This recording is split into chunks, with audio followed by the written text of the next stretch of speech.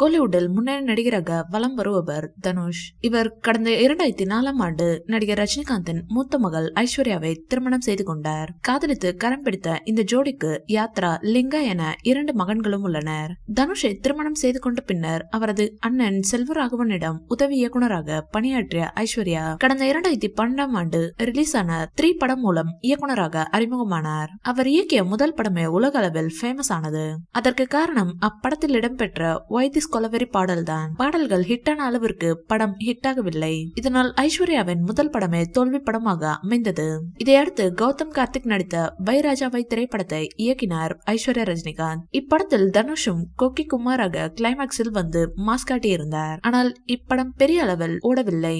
இதனால் சினிமாவுக்கு ரெஸ்ட் விட்ட ஐஸ்வர்யா இல்லற வாழ்க்கையில் கவனம் செலுத்தி வந்தார்.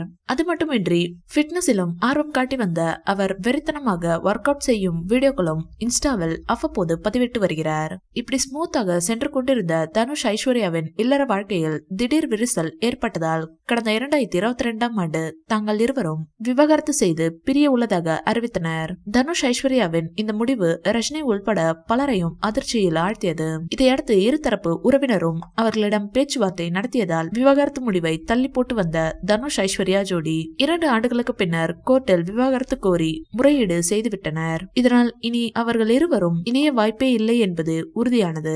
இந்நிலையில் மகனை எப்படியாவது மனம் மாற்றிவிட முயற்சி செய்த கஸ்தூரி ராஜாவின் முயற்சியும் தோல்வியில் முடிந்தது. இதனால் மகனுக்கு 2வது திருமணம் செய்து வைக்கும் முயற்சியில் அவர் இறங்கியிருப்பதாக கோலிவுட் வட்டாரத்தில் செய்திகள் உலா வருகின்றன. இனி சினிமாவில் இருக்கும் பெண்ணே வேண்டாம் என முடிவெடுத்து அவர் சொந்தத்தில் பெண் பார்த்து வருவதாகவும் சொல்லப்படுகிறது. ஆனால் இது எந்த அளவுக்கு உண்மை என்பது தெரியவில்லை. இந்த வீடியோ பிடிச்சிருந்தா லைக் பண்ணுங்க, ஷேர் பண்ணுங்க. மேலும் ரஜினி சார் பற்றிய தகவல்களுக்கு எங்க சேனலை சப்ஸ்கிரைப் பண்ணுங்க.